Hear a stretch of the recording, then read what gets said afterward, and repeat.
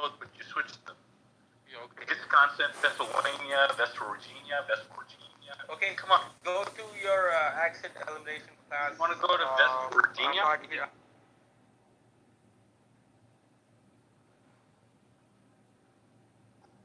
West Virginia. Say West Virginia. JR, that's not an Indian. I want to be Indian.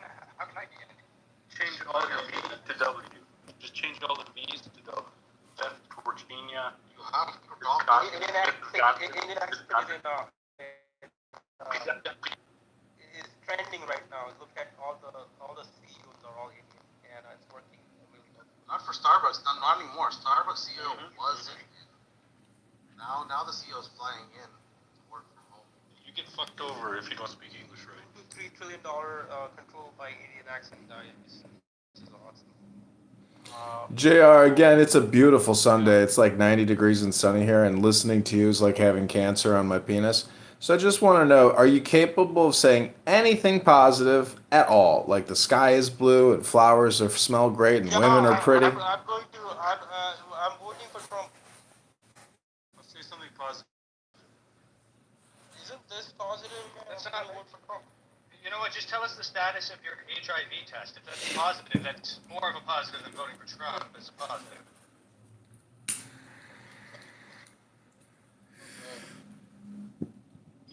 Disgusting guy, this guy is. That was the joke, man. Anti-Trump joke, not a JR has. Make America healthy again. I mean, did you even watch the Kennedy speech? It's 30 minutes to 40 minutes long. It's incredible. The three takeaways are we have to stop the forever wars, we have to stop the vaccination of our population and the murdering of our population through the biopharmaceutical industrial complex, and third, we have to stop the censorship. And if we can stop those three things, America can continue to prosper and liberate and succeed. If we continue these forever wars and vaccination of our population through more pandemic scamdemics and the censorship, I mean, X is the only platform. Meta and Google and Apple are completely, absolutely dedicated to censoring thought and speech and any kind of critical analysis of vaccines and war, particularly vaccines, medical misinformation. We're living in a big brother state. If you vote for Kamala and Waltz, you're voting for communism. You are an idiot. You're a low IQ person if you vote for Kamala and Waltz. It's a fact. I love Trump.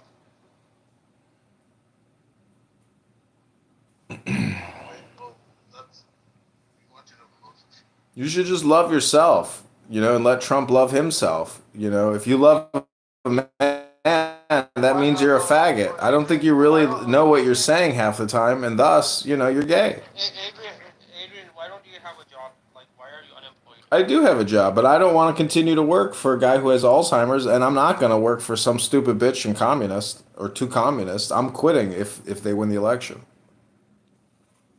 Adrian, just moved to Canada, man. Are you kidding me? Are you kidding me? Things are gravy here. I want things to stay gravy here. That's why I'm voting for Trump Kennedy. There's no Trump Kennedy, man. There's only Trump. Who's the VP? No, Kennedy's in the administration. That's just as good as being a vice president. He's going to lead up the CIA. It's going to be amazing. Yeah. Isn't Musk also part of the administration? Yeah, he says he wants to be on an executive government pricing board, meaning that he wants to analyze all the waste and mismanagement and fraud in the system.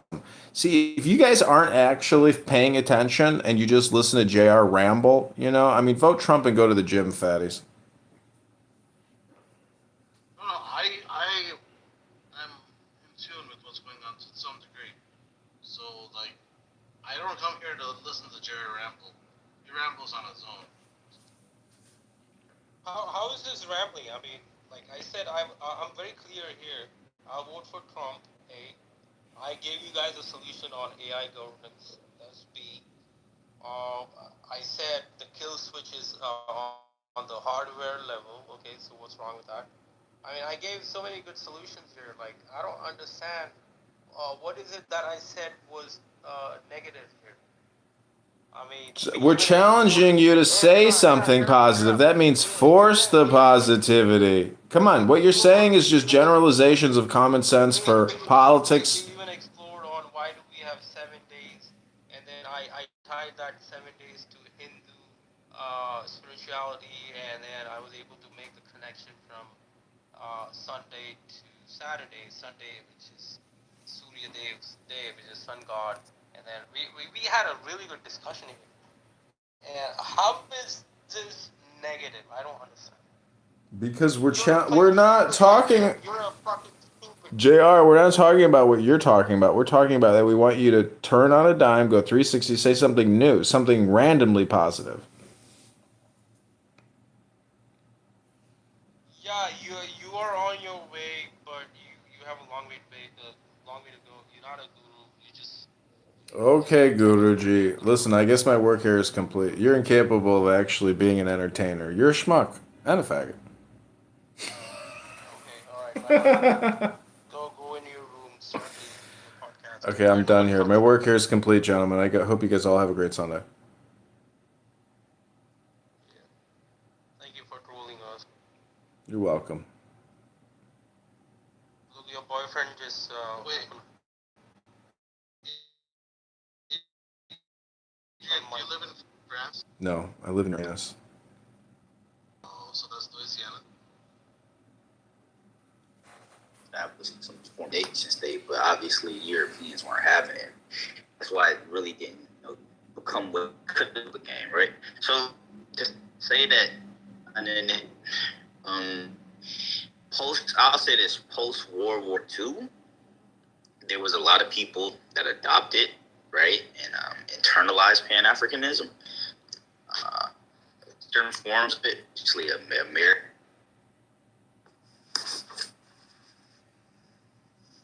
Anyways, let me hear more miracles about the Bible. Don't you think they would have found that interesting enough to include? Shrouds? The shroud with the image on it, dude. Yeah, they found it fresh, and then they preserved it until now, right? So, like, they found it interesting. Why wasn't it written up? They I don't might not have noticed it. I mean, they were. Well, They didn't notice it. They just didn't even it. notice. guys, can you not interrupt her? Go ahead, Mike. If she's just gonna say they might not have noticed it, that's just. I'm not saying it's not proof that it didn't exist because it's not in the Bible. Right? They left. Now everyone, my family, they all drove back. My sisters, my cousins, my brother, all of them, they drove back now. Less than 2.5 hours after they left, there was a suicide bombing in Lido Beach, the same beach that they were at. Can you fucking imagine? That shit. Yo, I was shaking. That's so You guys, when I tell you I was destination shaking, I've never been that fucking scared in my life. I was shaking. I said, "Where's my family? Where's my family?" That's fine. Yo, that type of stuff has happened. I to nearly me had a heart too. attack. Like Son, where what I told death you. narrowly misses you is creepy. Oh God, Lord. Our Lord would tell us. Son, I kid you not. I nearly had a heart attack. You know that. I never thought I could have a heart attack at this age. I nearly fainted. I said, "Where?" Okay, so you believe that a man walked on water, resurrected, Yep. and what facts do you have of that? Facts. Yeah, like what facts? Like, can you show me right now that a man can walk on water, and that a man can resurrect right now? Yo, Travis, is called a metaphor. Maybe you should learn what metaphor means. Or simile. I believe that miracles have happened. I've seen them in our current age. I mean, why do you think they call Luke Skywalker in Star Wars? It's called a metaphor or a simile. Hey, I'm here. Hold on, Adrian, hold on. If you, right, Michaela, I want you to prove to me right now that someone can actually resurrect, right? and that somebody can actually create water out of wine. No. Because if you said it, Prove it right now. right, you have to be able to A prove it. sinful and wicked generation shall ask for signs from above. Right now. I don't think. God, we'll Okay. show you that Can it comes you again. show me that you exist right now?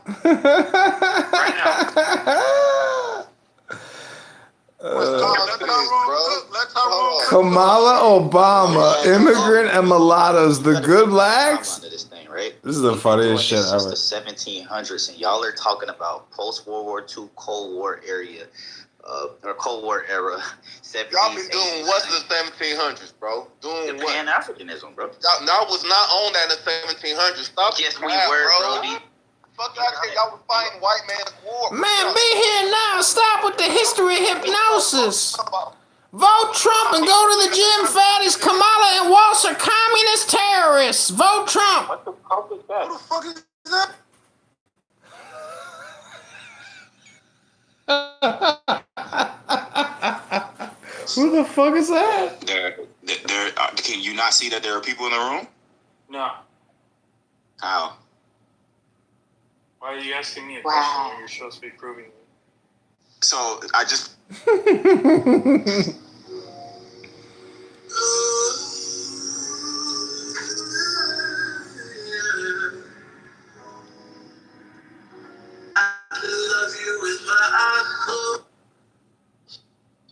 I want to make my move. I'm thinking of moving to India. Yeah, well, here's the thing. So we're at what, 20. How are you gonna move to India when you haven't even started doing yoga in Toronto? Wait, hang on. Shut up, Adrian. We're talking to. Do you see my point? Is be here now. It's like you're in India now. Somebody's a real guru, okay? You're not a guru. You are the mother chod, the fake guru. You mother chod. Daddy money boss banchod. It's not about cursing in like a month or two, but anyways. Yeah, what's going to happen next 20 years? 22 years. I really think it's a good thing we're not married. You know, I don't know, people who are married with like kids and all. It really sucks for these people. But yeah, go. Yeah, so the golden age is 2048, 2049.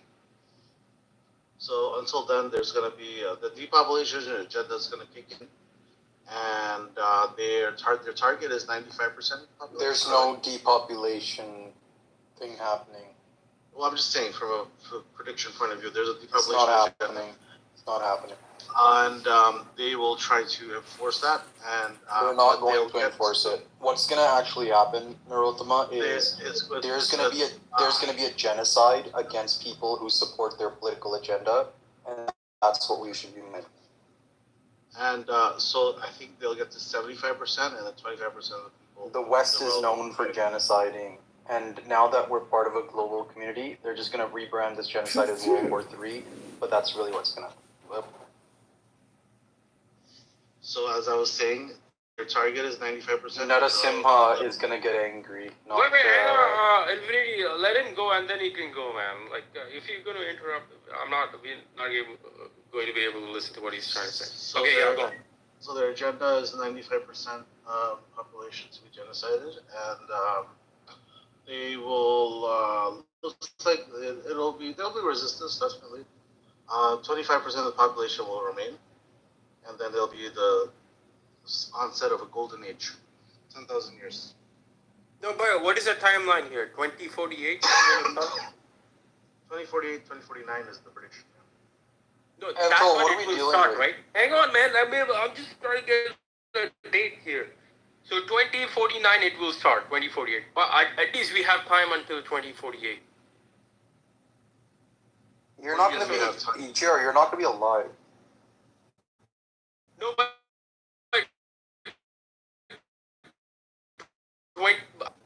I'm not diabetic, man. Yeah, that's what Ethel said. Ethel keeps fucking, guy is an idiot.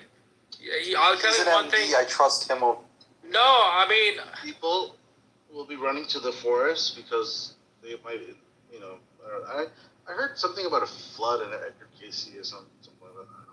Wait, a flood? Yeah, like a worldwide flood. Edgar Casey saying predicted them. Yeah, he's retarded.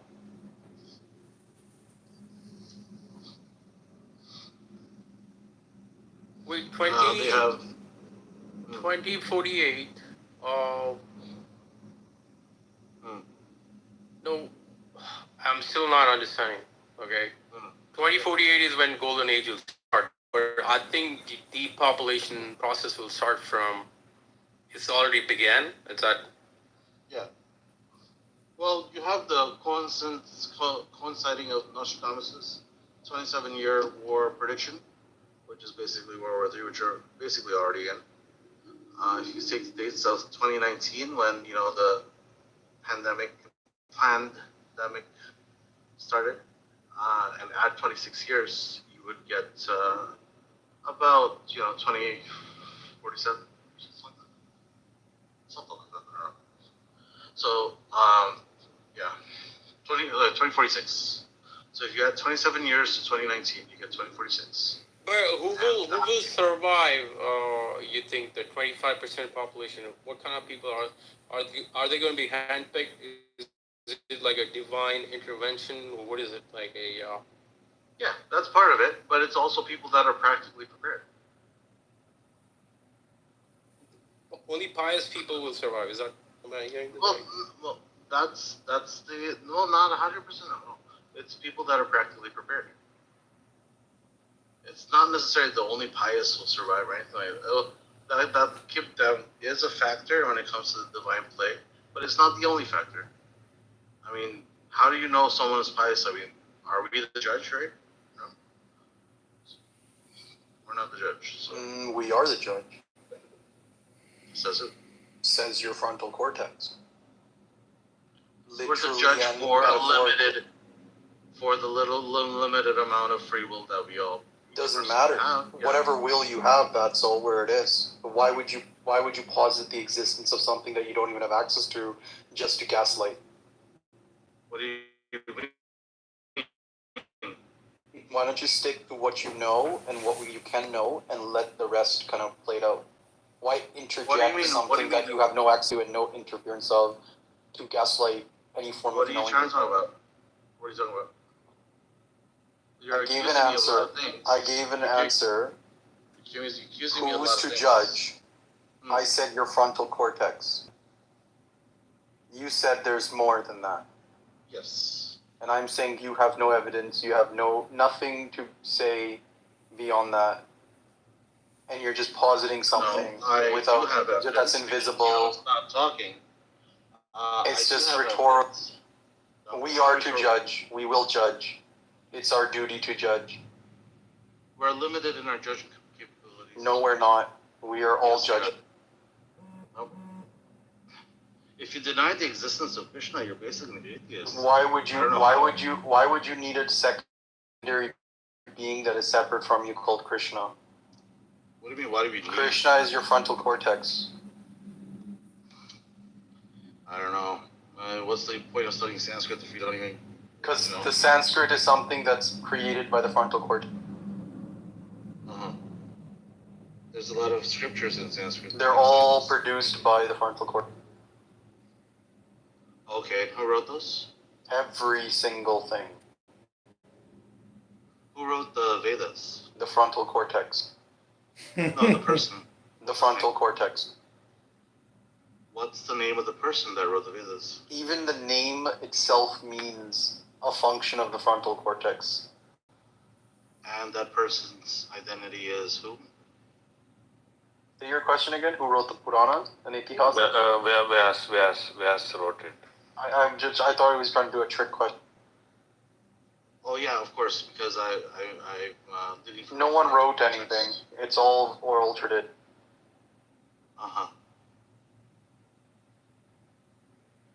Yeah, it's like Anup doesn't exist. It's just a frontal.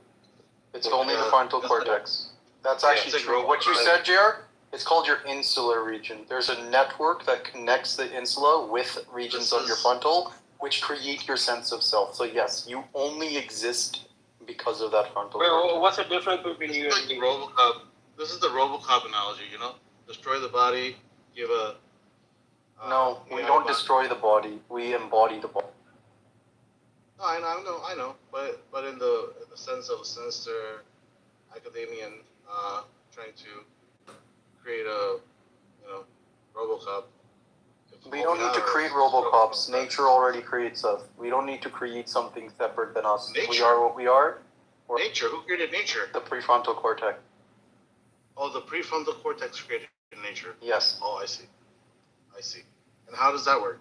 Your sense of otherness and your sense of self, that is creating these categories.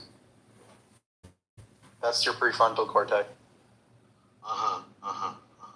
So you can create your own nature then. Exactly, but you. Okay, why don't you give it a That's try? why we have dysfunctions and disorders. So if your nature is not aligned with your body, your nature is gonna die. Wow. You're getting your PhD, is it? No, I'm getting my my eyelid. Okay. Wow. Are you like that one?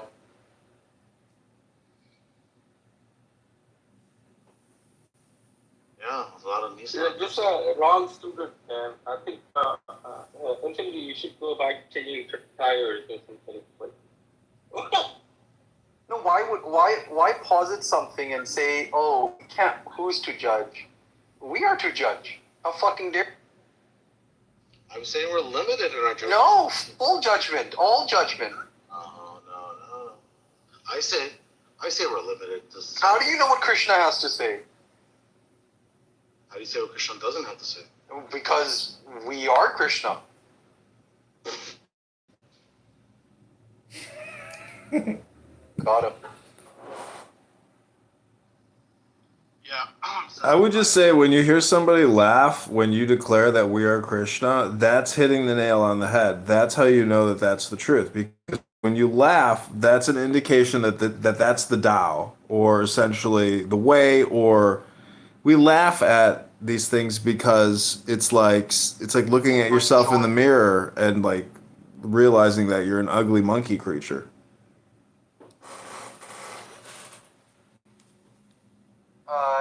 In honor of ugly monkey creatures, I want to change my PTR and welcome Olga to the room.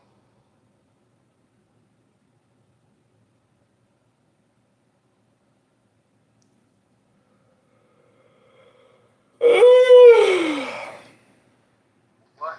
What's up, Olga? That was so fucking racist. That was so fucking racist. It sounded racist. It was. It absolutely was. Do you have a problem? I'm allowed to be whatever I want. I thought we were free. Yeah. Well, yeah, you're self-hating. What do you think you're part of the kingdom?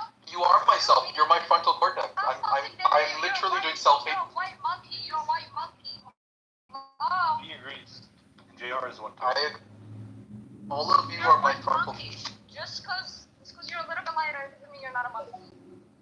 Olga. Okay. We're not gonna ask you to swim. Don't worry. Why would you put my picture in Infinity? Like, why would you do that? You have told she's claiming I get it, to be beautiful. this. That's messed up. I'm not claiming. That is me. Let it be, bro. It's not her, but she wants to be. That's crazy. It's me. It's me. I'm beautiful woman. Beautiful on the I get inside. it. Beautiful black woman. Let it be. I get We're it. not. I get We're not the prefrontal cortex. So when someone laughs at something like that profoundly, Adrian, you said that they know that they're a monkey creature and they're laughing in a sense at themselves. I call it the demon coming out. I feel that it's just that they have also grief reactions. They'll start screaming. Excuse me. They'll start doing Is that Malcolm? Hello? God damn, Malcolm. You get a lot of talk time with them Jews. I modded you in that room yesterday because I was ready to leave and I know you'd destroy it. Sure you did. Yo, bro, that shit broke my heart, bro, when I realized you modded me. I'm like, how the fuck did I get a mod? And I'm thinking, okay, perhaps the dude on the stage is like a fan of mine. I've definitely made a few enemies on the app, and long story short, he just ended up shooting me over the head once he realized who I was. But yeah, I appreciate you, John. What you call it? Next time you get a green bean, give me one. Yeah, I mean, I wouldn't give it to you In until. that room specifically. Well, I mean, I wanted to destroy the room. That's why I gave you the hand grenade. Oh yeah, I want to destroy his rooms myself. I ain't gonna lie. I didn't know he bared that much animosity towards me, but yeah, that's I was with him in Miami, and he was wearing a Philadelphia Eagles starter jacket, and he was wearing sunglasses and an Eagles baseball cap. And I never saw so many black people. Like, I saw all these black people just like sitting there, hanging out or working or whatever. And man, they were saying, "You mother!" Like they wanted to kill him. I was like, "Holy!" And he didn't even look at them. I'm not kidding. He didn't look at them. He didn't say nothing. He's just walking, and this guy, out of just people looking at him, black people were like, "I fucking want to kill you. I'll kill you." I was like, "What the?" It was the starters. It was the Philadelphia Eagles. It wasn't him. That's why you gotta be hit. It wasn't him. It was what he was wearing, which pissed these people off. I assume they were there on vacation. Who knows? I mean, a lot of people fly into Miami in December. Yeah, that's why you gotta tap in with the locals. Learn about their little cultural nuances and whatnot. Because the shit that can set somebody off in New York won't set somebody off in LA and vice versa. Like in LA, like they're primitive, pretty much. I live in Chicago, and there's a lot of Polish people here, and I told a Polish joke one time, and that really pissed people off. I was like, what the fuck? I thought everybody likes making fun of the Polish, even the Polish. No. They're very sensitive about it. They get really pissed. I said the joke is, how did the Nazis conquer Poland so quickly? They marched in backwards, and the Polacks thought they were leaving. Man, this guy wanted to fight me. I was like, whoa. I was like, it's a joke, sir. I'm really sorry. He wanted to fight me.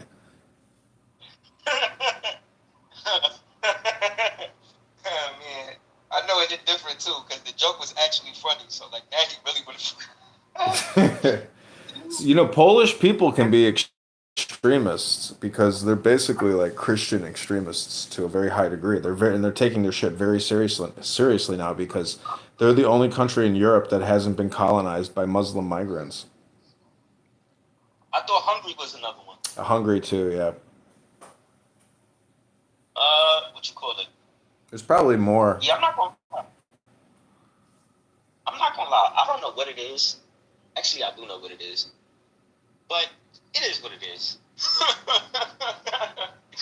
For real, like this global trend of anti-Islamic sentiment, it's real intriguing. Very intriguing. Well, I'm looking at a video right now of Muslim migrants running out of a hotel, chasing down another migrant with knives to kill him. So, this is the problem with the big cities now: is the streets are inundated with low-level criminals, and so basically, you got to just go from a secure parking garage to another secure parking garage, and even then, you got to make sure it's a real secure parking garage. What I'm saying is the movie Escape from New York is becoming reality.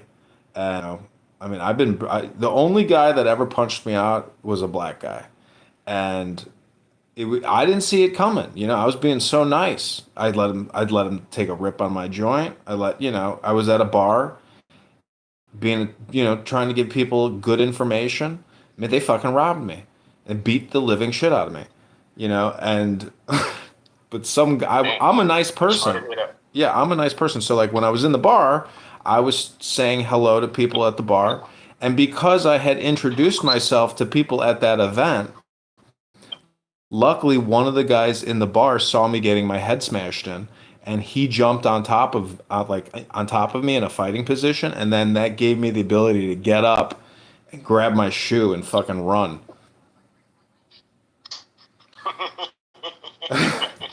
But I learned my lesson. But they could have killed me. They really could have killed me, and I had to spend a night in ER. But he said to me, he's like, "Sir, you dropped something." I turned around and he just fucking smashed me right in the face as hard as he could. For what though? They wanted to rob me. Okay, so this I guess I had it coming. I was drunk and stoned, but I had all this fake $100 bills, and I had stamped on it like "Vote Trump" or something. This was in 2000. What? When was it? I don't remember. Anyways, I was passing out fake money, and telling everybody to vote Trump.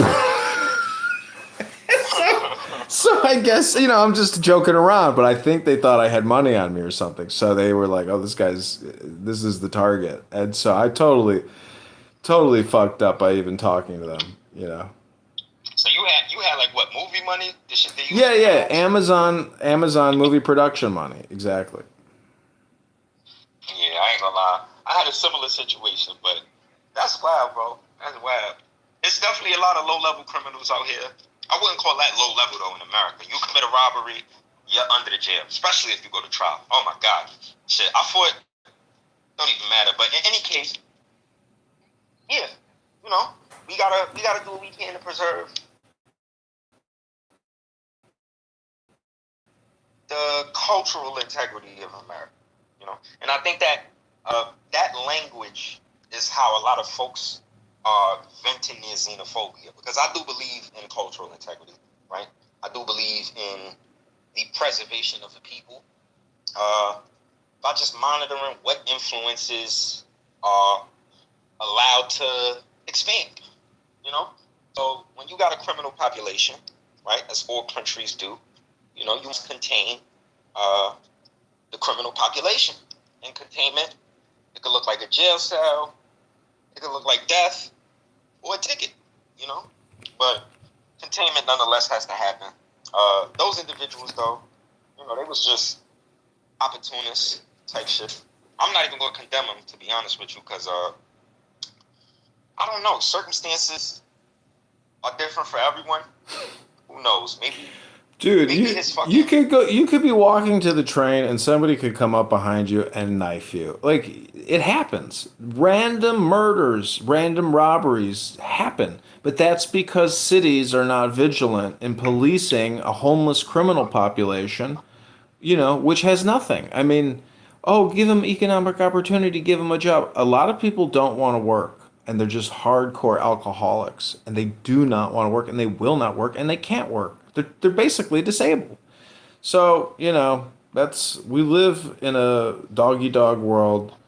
You have no choice but to be vigilant and know that there's, like that black star's just roaming out there, wrong place, wrong time, And if you got the money to drive, you drive. Otherwise, public transportation always opens you up to the possibility of encountering an intoxicated robber.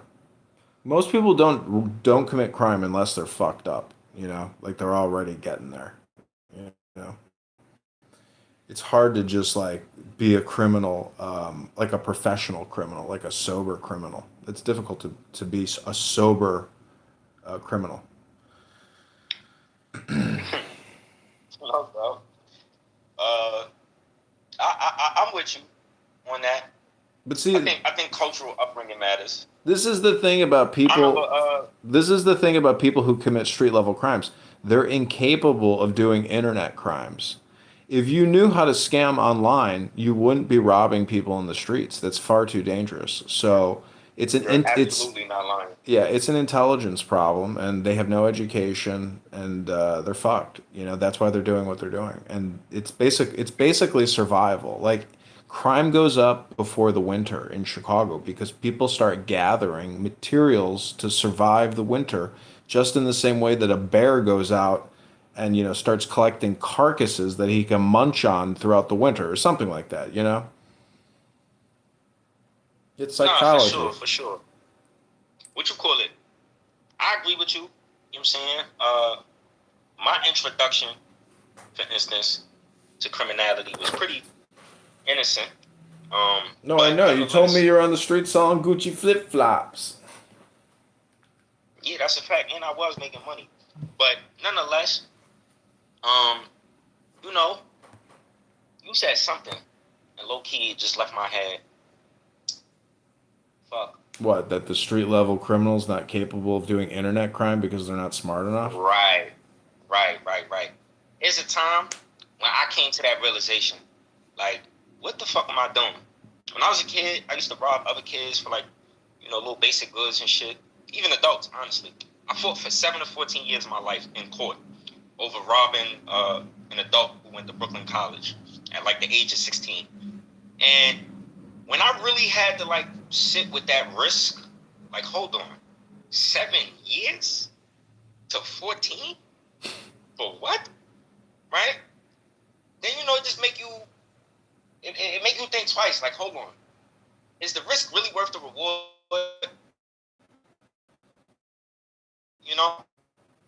And things like fraud, and it's just like, all right, I'm not looking back. Like, why the fuck would I ever?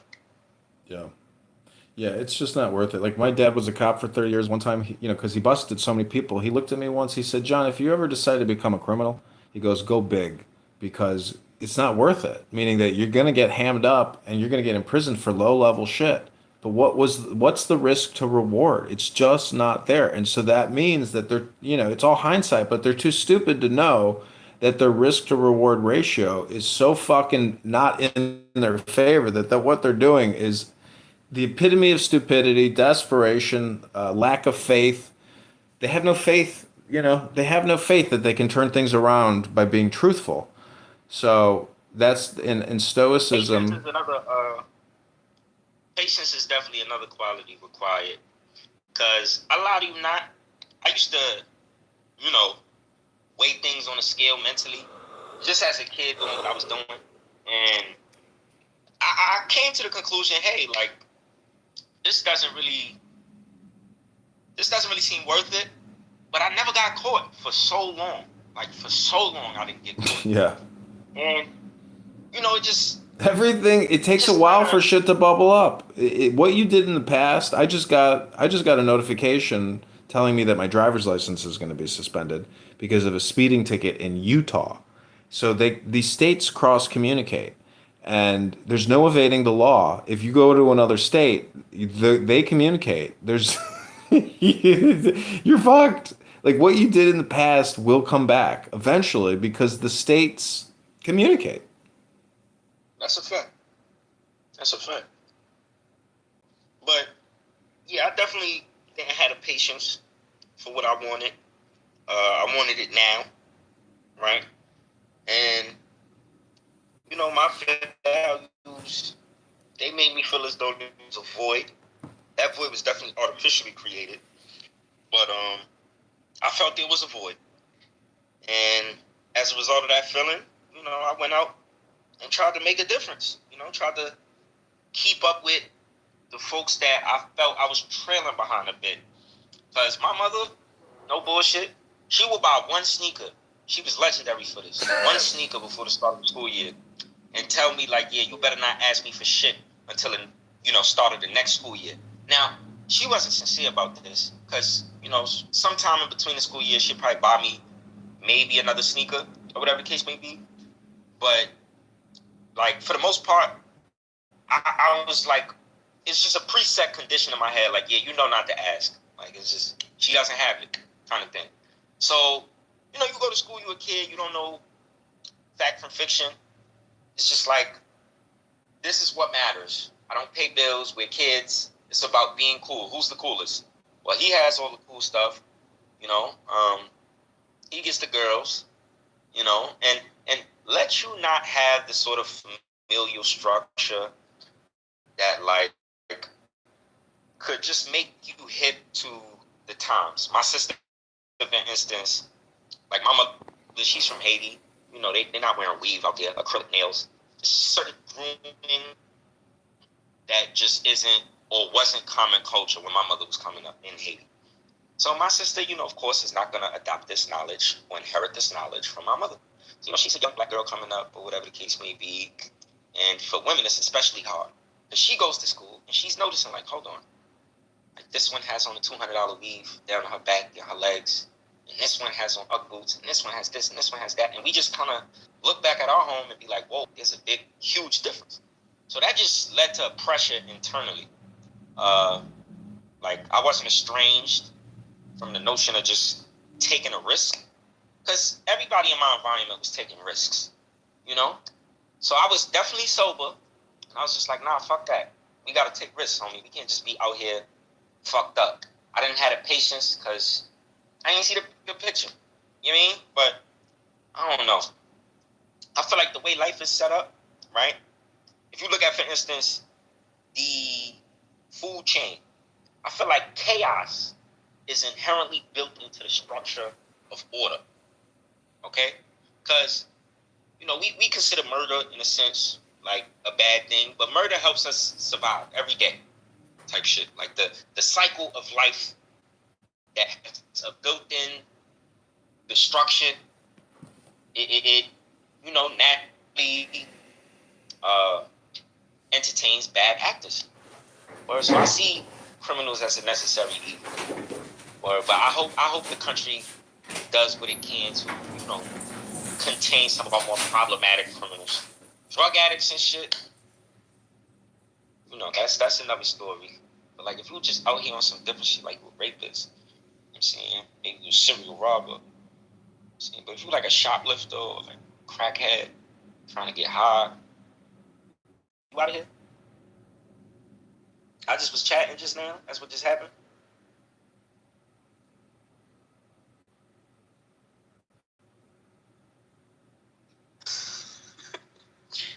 Oh, man.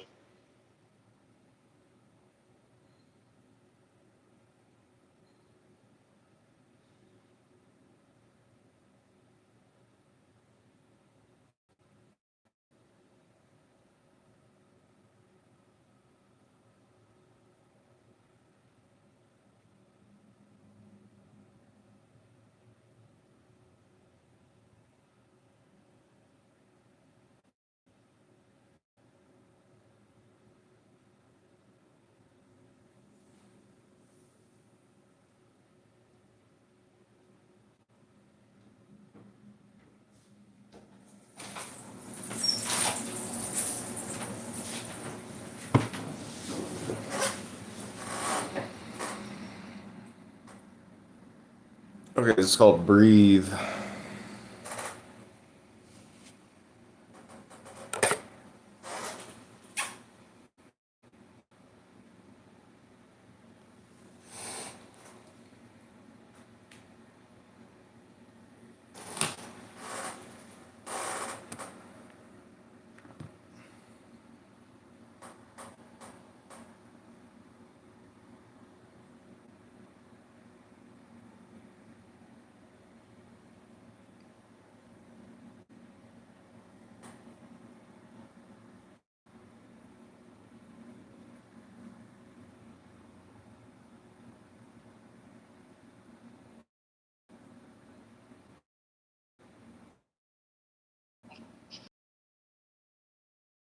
And then sometimes just say the claws and the Yeah, the gays get vicious. There's a that I saw. It says, if women ruled the world, there would be no war. Just a bunch of countries not talking to each other. Lots of hair pulled across the ocean. Just passive aggressive barbs being fired back and forth between the countries, you know. Do you want to say something? 'Cause I wanted to talk about my podcast. Oh, all right. Yeah, yo, you guys missed it. If you weren't there last night, I helped X Spaces. We had thousands of people tune in. We had like 700 people live when it actually crashed. So the technology wasn't able to sustain that many people for one time, I guess, because I don't make them often. I'm not sure what exactly happened there, but it crashed. You're too popular, Augustus. It was excellent. I mean, we had people from the RFK campaign, people from the Trump campaign meeting each other for the first time. It was really cool. You know, everybody wanted to work with one another. We got a lot of great support. And did you want to say anything? If you ever watch Braveheart, it was like the scene when they're like, "Unite the clan! Unite!" Yeah. Your wife's amazing. Yeah, she's amazing. Yeah, boy here, Adrian Dittman, come up, and he was like, "You're a Jew hater" to my friend.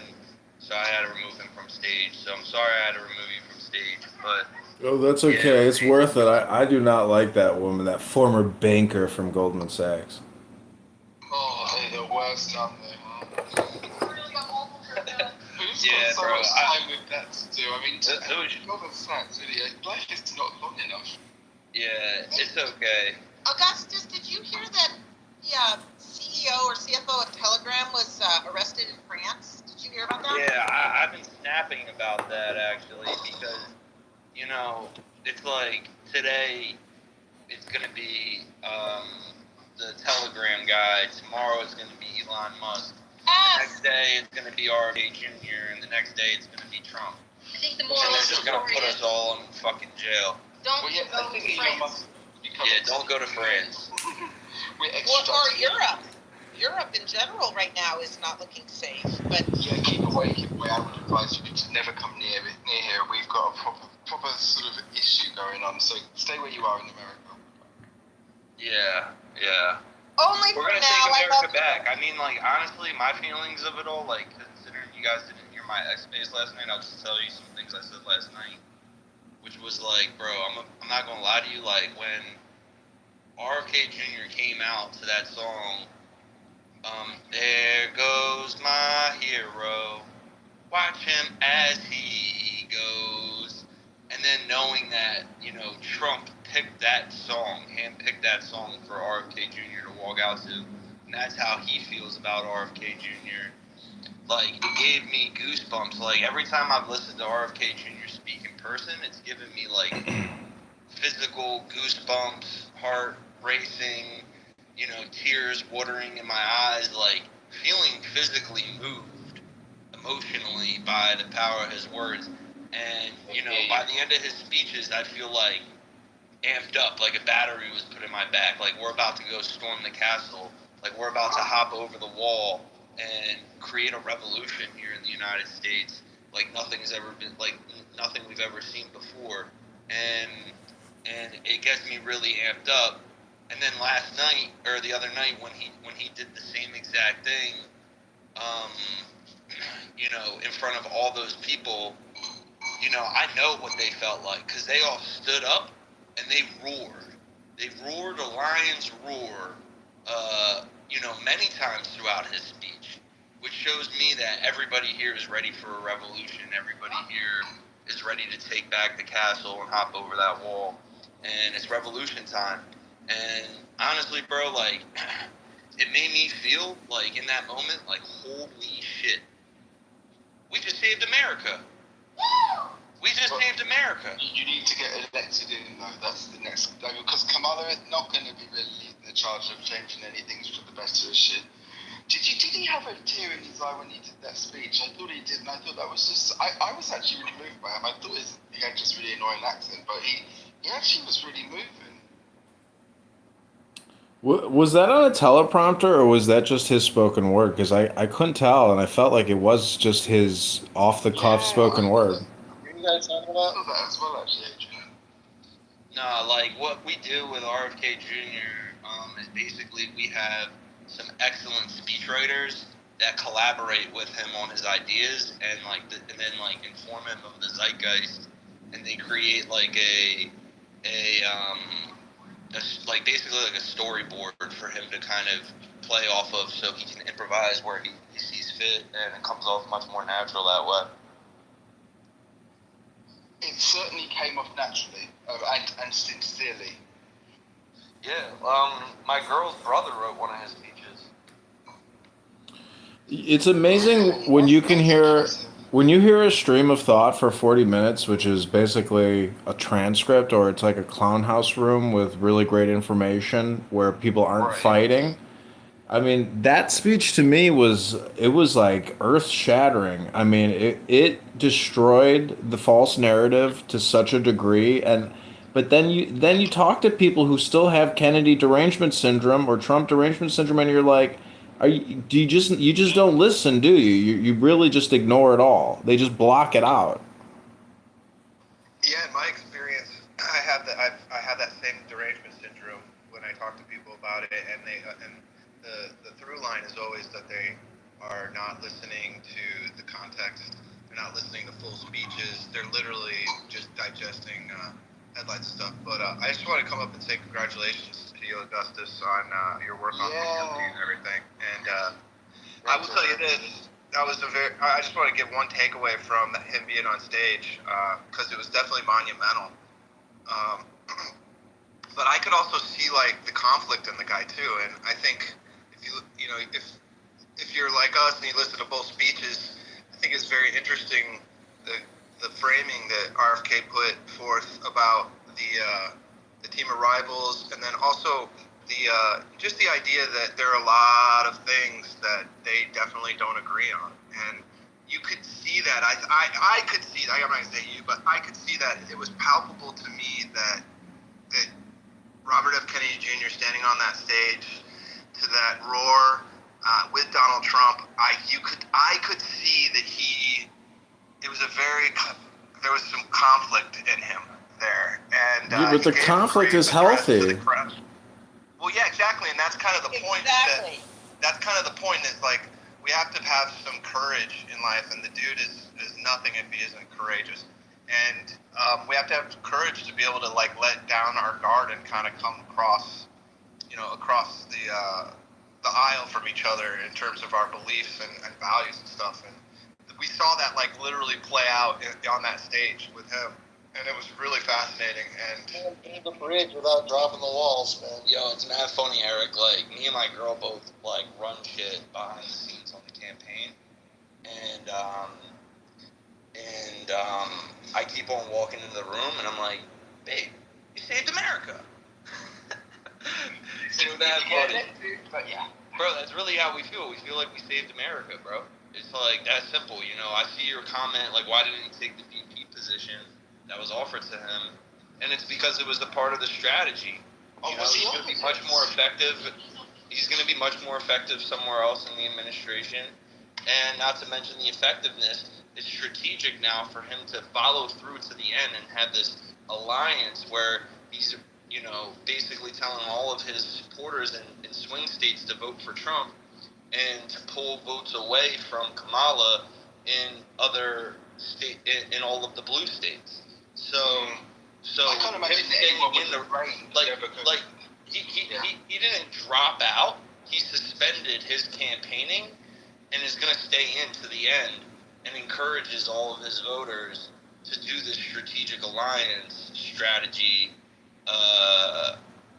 in order to basically defeat the DNC. So if he would have taken the VP position, we wouldn't be able to pull off what we're about to pull off, which is take America back, save America, make America great again, make America healthy again.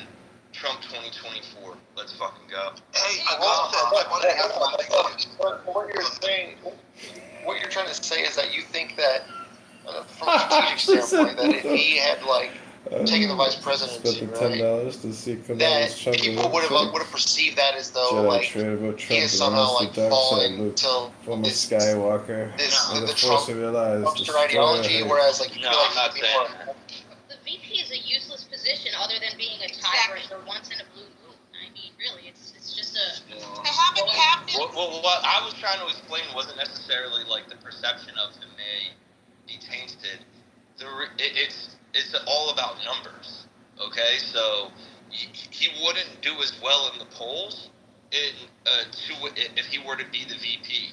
Right, Trump wouldn't be doing as well in the polls if he were to be as the VP. He's going to do even better now in the polls now that RFK Jr. is going to stay in the race and have the 5% of voters that were going to vote for him basically vote against Kamala in blue states and vote for Trump in swing states. I can't see that actually, Augustus. Could you explain it? So there's swing states, right, that mean basically how the election is determined typically. So what he did was he pulled his name off of the ballot in those states, so you can't vote for Kennedy in the swing states. And he's saying to everybody who would have voted Kennedy, go vote Trump in those states. In the blue states, which are the Kamala Harris states, he's saying vote for either me or Trump, but vote against Kamala Harris in these blue states. Oh, I see. I get it. So Augusta. Tone Yeah. to pause. I get it. Yeah. Augusta, I was in your X space last night. I couldn't really talk, and I'm strongly considering voting for RFK in the state of New Jersey. That's exactly what I was going to bring up. Is I saw this phenomenon on Twitter. Yo, I just want to say real quick, thanks for coming to my space, man. And go ahead. Yeah, nice, Mayor. I mean, I'm glad you brought that up because I was just like chomping at the bit to say it, and it says exactly what I was going to comment on, which is like I saw people on Twitter saying, look, I was going to vote for Trump, but since my state's going to go this way anyway, I'm going to give my vote to RFK, like people to get him over the 5%, and that's what I thought. Like that's the thing. Like a lot of people I saw in the campaign were very upset when they didn't know what was going to happen. They were hearing rumors that he was going to go over to Trump, and a lot of people really believed in this kind of, what they ran on, which is like getting away and creating a new independent governing body. And so what can happen now is they can still get the 5%, but that'll be an interesting fence to walk. I'm kind of curious how the campaign is gonna. Are they just abandoning trying to get the 5%, or what's going on, dude? We're abandoning trying to get the 5%. For the people left in the campaign now, people who were high advisor roles and organizational roles within the campaign have basically, they went to sleep one night and woke up the next morning as Judas. They somehow transformed in the middle of the night and they become betrayers. And what do you mean? I basically mean that there's people within RFK Jr.'s campaign that have disavowed him and said, hey, we're not going to go with this plan. We want to continue on with this independent movement and follow us if you want to. And but Augustus, can't both happen? I mean, I met an individual who's really strongly creating the platform from which someone like RFK would have a better chance of winning maybe in a couple elections as they build, out the independent party platform. Can't both happen? Can't we be supporting Kennedy and know that we're wanting it more than one party? How about that? No, you can't. No, you can't. The numbers don't add up. So you need to have 5% for Kennedy. Well, I'm not meaning for this election. I'm saying, right now, of course, I'm going to toe the line for the way to vote against Kamala, but I mean for the future. He's 70. Right. Well, could Kennedy get 5% in